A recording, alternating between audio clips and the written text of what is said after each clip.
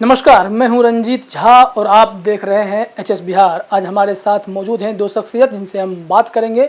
ये दोनों उम्मीदवार हैं, विधानसभा चुनाव लड़ने जा रहे हैं। हम इनसे आपका पहले परिचय करा देते हैं। हमारे साथ बैठे हुए हैं न्यू भारत मिशन पार्टी के महासचिव सीए प्रियदर्शी जी, आपका सर बहुत बहुत स्वागत है।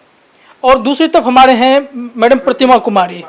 तो मैडम आपका भी बहुत बहुत स्वागत है और आप भी चुनाव लड़ रही हैं। सबसे पहले बता दें कि न्यू भारत मिशन पार्टी एक बेहतरीन मिशन के साथ इस चुनाव में उतरने जा रही है, जिनके बारे में हम बात करेंगे। सबसे पहले सर आपसे हम बात करना चाह रहे हैं कि न्यू भारत मिशन के बारे में कुछ जानकारी दे दीजिए आप। देखिए, हम लोगों ने 24 मई को यानी कि लोकसभा चुनाव के नतीजे के डे 1 से के बाद के यानी 2019 में ये समझ लिया कि बिहार में जितना भी काम पिछले 10 वर्षों से कर रहे हैं उसका काट और सारी अच्छी बातों का काट नीतीश कुमार के पास है, सुशील कुमार मोदी के पास है। तो जो काम हम लोग ग्राउंड पर करते हैं, हम लोग सामाजिक और राजनीतिक जीवन वाले लोग हैं और उनकी संख्या हज़ारों में है। बिहार में ईमानदार लोग हैं, उनके पास विजन कम है, ऐसे हज़ारों लोग हैं और उनका एक आपस में एकापन नहीं है। तो उनको 1 साल से हम लोग एकजुट करने के लिए 1.5 वर्ष से प्रयासरत हुए और हम लोगों ने चुनाव लड़ने की बात की कि हम लोग ही राजनीति के यानी कि पॉलिटी के गिरते स्तर को सुधारेंगे, तब जनता का कोई काम करेंगे। तो जो बिहारी होना सम्मान कहलाएगा, अभी बिहारियों में क्या कमी देख रहे हैं आप? देखिए, अभी बिहारियों में कमी नहीं है, यहाँ उनको सम्मान नहीं है, प्रॉपर रोजगार नहीं है, उनका इंटरप्रेन्योरशिप उनके अंदर है, जाके पंजाब में कर लेते हैं, ठीक है, केवल वो मजदूरी नहीं करते हैं या मिस्त्री का काम। तो उनको यहाँ कोई एक परिवेश नहीं है, रोजगार जनरेट करने वाले विषय से इनको बैर है। मतलब इन लोगों को रोजगार हर 1 किलोमीटर पर इन खेत के बीच में बहुत कम जगह में एक फैक्ट्री हो सकती है बिहार में, और वो फैक्ट्री जो है वह यहाँ के लोगों के कंजम्पशन के लिए भी हो सकती है, ठीक है। तो उपभोक्ता बाजार है यहाँ, लेकिन यहाँ उत्पादन नहीं है। यहाँ रिसोर्स है, प्राकृतिक रिसोर्स है, वहाँ उत्पादन नहीं है। यहाँ नदियाँ हैं, नदी में जल है, नदी जल को अभिशाप ही माने हुए हैं। इन्होंने जब से इसमें हाथ डाला, इन्होंने नहीं, कांग्रेस के ज़माने से, तो 54 में बाढ़ विकास की योजना बनी और बाढ़ का क्षेत्र अभी 2 से 2.5 गुना बढ़ गया। तो अभिशाप जो हमारे संसाधन है बनाया हुआ है, तो इस वजह से बिहारियों का सम्मान गया है, ठीक है। इसलिए वो टूअर की तरह इधर उधर काम करते हैं जाकर के, जबकि वो श्रमशीलता का परचम लहरा रहे हैं। हम इस पे बात करेंगे। जब प्रतिमा जी आपसे हम बात करना चाहेंगे कि आप फुलवारी शरीफ से उम्मीदवारी पेश कर रही हैं, तो आपके लिए क्या चुनौतियाँ, फुलवारी शरीफ में क्या मुद्दा देख रहे हैं, समस्या क्या है? देखिए, सबसे बड़ी जो समस्या है वहाँ पे कि बहुत लगभग 25 सालों से हमारे पूर्व जो हमारे जो अभी जो विधायक हैं वो रहे वहाँ पे, नली गली जो रोड जो सड़कें हैं कुछ वो तो उनका तो विकास हुआ, निर्माण हुआ, लेकिन ऐसे ही शिक्षा अगर देखें तो आपको बहुत सारे ऐसे स्कूल मिल जाएंगे जहाँ भवन तो है लेकिन पढ़ाइयाँ नहीं हो रही है। तो शिक्षा, स्वास्थ्य कि जो समस्या है वो लगातार बढ़ती जा रही है। पूरे चूँकि वो जेडीयू से ही रहे हैं तो और अभी वो निकल भी गए इनसे, तो जेडीयू की सरकार जब से आई तब से शिक्षा का लगातार ह्रास हुआ है। वर्तमान सरकार ने केवल विकास का मतलब ही सड़कों का निर्माण। तो आपको ये क्यों लगता है कि श्याम रजक किस वजह से इस बार चुनाव नहीं लड़ पाई? उनका सीट जो है वो लेफ्ट को चला गया। देखिए, लगातार ये शिकायतें पब्लिक कर रही थी कि हम एक ही विधायक हमारे यहाँ से जीतते आ रहे हैं और वो काम नहीं कर पा रहे, क्योंकि सामाजिक समस्याओं पे काम बिल्कुल नहीं हो रहा था। हमने बार बार कहा कि रोड कंस्ट्रक्शन और ये सुविधाएं आप दे रहे थे, ये भी महत्वपूर्ण चीज़ है, लेकिन जो सामाजिक विकास होना चाहिए, मानव विकास नहीं होगा तो केवल सड़कों का निर्माण करके हम कैसा भविष्य चाहते हैं। तो उस पर लगातार युवा लिख रहे थे, बोल रहे थे कि हमें अब जो है युवाओं का विकास, जो स्वरोजगार है उसको बढ़ावा देना, रोजगार से जोड़ना, और जो अनुसूचित जाति होते हुए भी केवल श्याम रजक की बात नहीं है, मैं पूरे राजनीति की अभी बात करूं जिसमें एनडीए के सरकार के साथ स्वयं हमारे रामविलास पासवान जी भी हैं और कई लोग भी हैं। तो ये जो एट्रोसिटी होती है, अत्याचार होते हैं, जो हथरस में भी अभी हुआ है और कई अभी बिहार में पिछले 2 महीना पहले ज्योति पासवान की का रेप बलात्कार हुआ और हत्या हुई।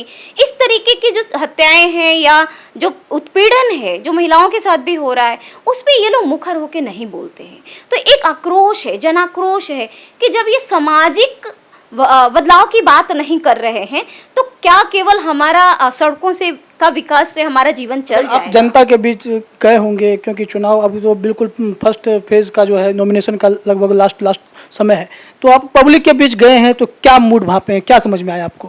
देखिए, पब्लिक बिल्कुल बदलाव चाह रही है और इसी को भांपते हुए इस बार वहाँ की राजनीति बदली भी गई है और उनका मुख्य जो ये है मुद्दे हैं वो शिक्षा, स्वास्थ्य, रोजगार और सामाजिक सुरक्षा ही है, क्योंकि लगभग 200 गांव 220 गांवों तक मैंने अपनी पहुंच बनाई है और 220 गांवों में युवा, पढ़े लिखे युवा भी हैं जो बेरोजगार हैं। ये एक त्राहिमाम है, हमारी जो पूरी व्यवस्था है और युवा वर्ग हैं वो सब के सब परेशान हैं इसमें। जी, तो प्रियदर्शी जी, आप भी चुनाव लड़ रहे हैं बांकीपुर से, तो बांकीपुर में सामने नितिन नवीन होते हैं, फिर एक नई पार्टी और आई है इसी तरह से, एक पुष्पम प्रिया चौधरी अभी चर्चा में है, जिनके पार्टी का रजिस्ट्रेशन भी नहीं हो सका, तो इन लोगों के सामने फिर मुकाबला आपका, आप कितना अपने आप को मजबूत वहाँ पाते हैं? देखिए, मुकाबला करना होगा तो जो सामने है उसकी निंदा करनी होगी। जी। नितिन नवीन निहायत यंग हैं और पुष्पम प्रिया भी, मैं तो 62 वर्ष का हूँ,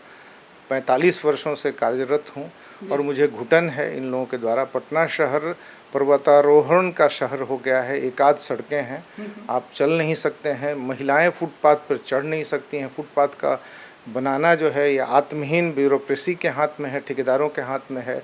पटना शहर में गांधी मैदान है, ऐसा मैदान कुछ ही शहरों में है, कोलकाता और दिल्ली में है। आप बोट क्लब को इस तरह से घिरा हुआ देखते हैं, इन आत्महीन अफसरों ने उसको घेर दिया। गांधी मैदान के इस कोना में देखेंगे तो इसी की दीवार देखते रहेंगे। पहले गांधी मैदान के इस कोना से उस कोना तक देख करके आदमी बड़ा होता था, यहाँ आदमी को बौना बनाया गया। पटना नगर से गंगा नदी बहती है और सबसे चौड़ा पार्ट गंगा नदी का पटना के पास है, 5 किलोमीटर 4 किलोमीटर का पार्ट हो जाता है यहाँ। ये गंगा नदी रिवर व्यू साइड होता अगर प्लानिंग ठीक से होती, लेकिन पिछवाड़ा बन गया है, सारे बिल्डिंग्स उसको पिछवाड़ा बनाए हुए हैं और मलाच्छादन की जगह हो गई। कोई रैली होती है तो जाके शौच करते हैं, उसको घेरा जाता है कि कोई नहीं जाए। तो यहाँ इल प्लानिंग, पटना शहर जब मैं बच्चा था, मैं यहीं जन्मा हूँ, 4-5 वर्ष केवल बाहर रहा हूँ, तब पटना शहर और लॉन और पटना की सड़कें और यहाँ के रिक्शे और ट्रैफिक सिस्टम, ये उसके मुकाबले कौवा हाँकने वाली ट्रैफिक व्यवस्था है। ट्रैफिक एसपी हर सप्ताह सिपाहियों की बदली करता है, इसलिए कि हर सप्ताह उसके हिसाब से बढ़िया पोस्ट देने के लिए पैसा लिया जाता है। तो इस तरह से कौवा हाँकने वाली ट्रैफिक व्यवस्था है। तो जैसे जैसे शहर का विकास हुआ, इसमें साइंटिफिक इन्वॉल्वमेंट ला करके सिस्टम बनाया जाएगा। तो यहाँ न सिविक सिस्टम है, न सिविक फैसिलिटी है, नागरिक भावना नहीं है, नागरिक सुविधा नहीं है और नागरिक व्यवस्था नहीं है। और हम अपेक्षा करते हैं कि सिविक सेंस हो। सिविक सेंस कैसे होगा? पूरे शहर में शौचालय नहीं रहेंगे, पेशाबखाना नहीं रहेंगे, तो चिड़ियाटांड़ पुल के नीचे जो है पानी की जगह पेशाब बहेगा कहीं कोना कोनी में जाकर के। तो इन लोगों ने चिड़ियाटांड़ मोहल्ला को पूरी तरह से डुबा दिया। अब मोहल्ला के लोग लगे हैं तो एक नाला निकाले हैं तो पानी बारिश में। इन्होंने जयप्रकाश जी के घर को रसातल में घुसा दिया। पहले वो शहर कभी भी पानी में नहीं डूबता था। अब हम लोग बरसात के दिनों में जेपी के घर के भवन पर कोई मीटिंग नहीं करते हैं। तो इन लोगों के आत्महीन नाकारे शासन प्रणाली की वजह से डेवलपमेंट जो है कर्स बन गया। डेवलपमेंट के प्रोजेक्ट में जब नीतीश पहले आए थे तो 25 आदमी पूरा जो है जीप पानी में घुस गया था, क्योंकि डाइवर्सन नहीं लिखा था और खुदाई हुई थी डेवलपमेंट के नाम पर, और 25 लोग मर गए थे। इस 25 की जलजमादी से नीतीश का डेवलपमेंट प्लान हुआ। तो हम जो है इसका विवेकीकरण चाहते हैं, हम रेशनलाइजेशन चाहते हैं, हम नहीं चाहते। सवाल ये उठता है कि आप इतने सालों से समाज सेवा कर रहे हैं, तो फिर इतना लेट राजनीति में एंट्री क्यों? जी, ये तो कोई भी सवाल पूछ सकता है। हम लोग 1974 के बाद 78-80 में जयप्रकाश नारायण ये मानते थे कि सत्ता परिवर्तन के बाद जो भी पावर में जाए, लोग होने चाहिए जो जनता में काम करें और उनको बदलने नहीं दें, क्योंकि पावर करप्ट्स करता है। Power corrupts, absolute power corrupts absolutely. जैसे नीतीश कुमार के पास एब्सोल्यूट पावर है, कोई बहुमत नहीं है, लेकिन ब्यूरोक्रेसी उनको पसंद करता है। इधर जाएं उधर जाएं, इस पार्टी के साथ रहें उस पार्टी के साथ, ब्यूरोक्रेसी पसंद करता है। तो ये एब्सोल्यूट करप्शन की तरफ बढ़ गए हैं नीतीश कुमार। तो हम लोगों को जनता में काम करके प्रेशर डालना था। अब पिछले 10-12 वर्षों से हम बहुत ही तीक्ष्णता के साथ, लालू जी का जो दौर था उसमें सामाजिक न्याय की बातें हुई, उसके बाद डेवलपमेंट प्रोजेक्ट था नहीं, इसलिए लोगों को रोजगार नहीं मिल रहा था। जिन लोग एम्पावर्ड हुए उनके लिए कोई कार्यक्रम नहीं था। तो हुआ कि डेवलपमेंट होगा, लेकिन इतना करप्शन के साथ हुआ कि जो पैसा 150 तरह की योजनाएं हैं जो गरीबों के लिए, वो 150 तरह की योजना गरीबों के एम्पावरमेंट के लिए बनी है और गरीबों के एनिमी का एम्पावरमेंट होता है। यानी कि एक नया वर्ग दलालों का पैदा हो गया, जो हमने कमा करके, जो कि बाहर माइग्रेट करके, हम 1 करोड़ लोग बाहर जाते हैं बिहारी और कमा करके आते हैं, वह भी हमसे छीना जाता है। तो इसलिए ये समझते समझते देर आपकी बात मुझे समझ में आ रही है, लेकिन ये चीज़ जानना है कि आपकी पार्टी जो न्यू भारत मिशन है, तो ये क्या 243 सीटों पे चुनाव लड़ रही है? नहीं, 243 सीटों पर लड़ाई, हम लोग बस 100 सीट पर लड़ पाने की स्थिति में आए थे। और कोरोना 5 महीने के ये जो लॉकडाउन के पीरियड हैं, उसमें से हम समझते हैं कि 75% पीछे चले गए लोग। तो अर्थात हम केवल 25 सीट पर लड़ रहे हैं। और इसलिए हमारी लड़ाई, आप जैसे पूछे कि लेट से आए हैं, तो अब हमारी लड़ाई आज से ही 3.5 वर्ष की लड़ाई होगी। पार्लियामेंट इलेक्शन हमारी आज से ही लड़ाई जो है 4.5 वर्ष की लड़ाई, 5 वर्ष की लड़ाई हो गई। ठीक है, आप पार्टी महासचिव है, तो ये सवाल आपसे ही बनता है कि पार्टी में या चुनाव लड़ना ये बहुत खर्चीला है, तो पार्टी फंड में पैसे को लेकर हमेशा हर पार्टी सवाल पूछे जाते हैं। तो ये सवाल मैं आपसे भी पूछना चाहूँगा कि ये फंडिंग का क्या सोर्स है, कैसे आप लोग इस पारदर्शी तरीके से चुनाव लड़ेंगे? ठीक है, देखिए, केवल आधा मिनट अलग करते हैं। प्रतिमा जी से बात कर रही थी, वो अपने बारे में नहीं बताई। एक्सीलेंट लेडी हैं, उन्होंने 50 महिला फुटबॉलर बनाया है अपने यहाँ दलितों में से। और बहुत बधाई। महिला फुटबॉल टीम नहीं है बिहार में, पटना में बनाया है। और बांका में, समस्तीपुर बता रही थी, किसी एक और जिले में कुछ हैं लोग, लेकिन इनको इम्पावर्ड करके 3 लड़कियां स्टेट खेली हैं। और इनका है कि लड़कियों को वो, ये उनका महिला उत्पीड़न के खिलाफ कार्यक्रम है। ये केवल फुटबॉलर बनाने का कार्यक्रम नहीं, पूरा विजनरी प्रोग्राम है। तो ये लगी रही है, पिछले 15 वर्षों से ही लगी रही है। जैसे हम लोगों का 45 वर्ष का रिकॉर्ड है, तो 15 वर्षों में उन्होंने मिसाल बेमिसाल काम किया है। तो ये जब लड़ेंगी तो अपेक्षा किया जा रहा है, हम एक 25 रुपये का कूपन रखे हैं, उसको क्राउड फंडिंग कहते हैं, कि आप परिवार के लोग एक 25 रुपये का कूपन कटाएं और सब वोट दें। ठीक है, एक ये हो गया।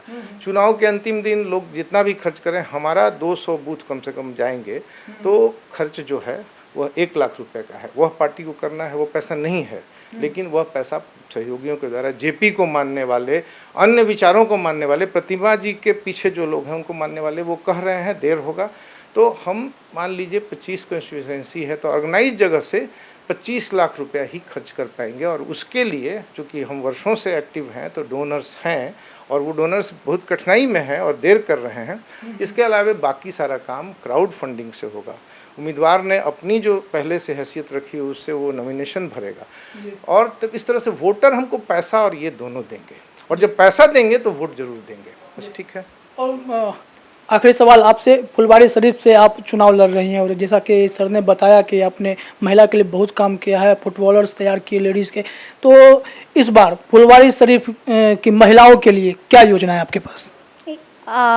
जिस तरीके से महिलाएं स्वयं आकर के कह रही हैं कि क्योंकि हमने ऑलरेडी 15 सालों में एक फौज तैयार कर रखा है कि वो जो करना चाहती हैं, क्योंकि मैं कैसे तय कर सकती हूँ कि वो क्या करेंगे, तो उनका जो विज़न है, उनका जो मिशन है, मैं उनके साथ हूँ। तो अगर कोई सिलाई ही सीखना चाहती है, तो मैं उनको सिलाई ही, ऐसी व्यवस्था हम लोगों ने बनाई है, सामाजिक व्यवस्था, जो वो स्वयं वहाँ से सीख करके और उसको मार्केट में जा करके वो अपना दुकान खोलते हैं और वहाँ से वो अपनी आमदनी शुरू करते हैं। उसके अलावा भी बहुत सारे अलग अलग व्यवसाय से हम लोग महिलाओं को हमने अब तक जोड़ा है।